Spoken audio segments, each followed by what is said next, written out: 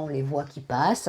Dans la brosse à dents de ma fille, par terre, il y a des petits cadavres parce que voilà, j'ai passé de la bombe et que ça les tue. J'en ai jusque dans ma douche. Il y en a un qui se trimballe là. Il est encore vivant celui-là. Les cafards, c'est un problème de tous les jours pour Marie. Elle habite ici depuis 4 ans et le problème ne fait qu'empirer. C'est dur au quotidien, vraiment. Vraiment, vraiment. Parce que entre les cafards, les moisissures... L'année dernière, elle nous avait déjà ouvert ses portes. En un an, peu de choses ont changé.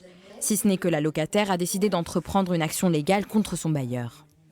Mon avocat a réécrit un courrier pour les relancer. Ils ont 8 jours pour répondre. Après, de ce fait, on a aussi demandé l'avis d'un expert commandé par le tribunal de grande instance. Selon cette expertise, Marie a droit à des indemnisations. En attendant, elle souhaite quitter ce logement au plus tôt. Je demande simplement à ce qu'ils me relogent ailleurs. Un autre appartement, même si c'est un peu plus petit, c'est pas grave. C'est pas grave, je veux un appartement sain où ma fille puisse jouer, évoluer tranquillement. Et elle n'est pas la seule touchée dans l'immeuble. Il y a un an, Mathilde a fui son appartement infesté au 3e étage pour un autre rénové au 8e. Mais malgré un entretien régulier, les cafards s'invitent dans son nouveau chez elle depuis 3 mois. Là, actuellement, j'en suis à une 50aine d'euros pour les pièges, les bombes. Les fumigènes, j'évite parce que ça reste ancré partout après. Et niveau santé, c'est pas possible. Mais c'est tout de notre poche.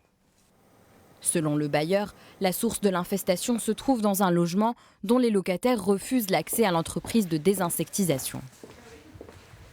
Le recommandé est parti. Si on arrive à rentrer pour faire traiter l'infestation, ce qui devrait avoir lieu normalement sur cette fin de semaine, la procédure s'arrêtera là et on surveillera comment se passe le développement des cafards et on refera si nécessaire.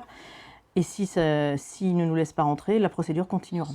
En ce qui concerne le cas de Marie, Domolim ne veut pas s'exprimer puisque la procédure judiciaire est en cours.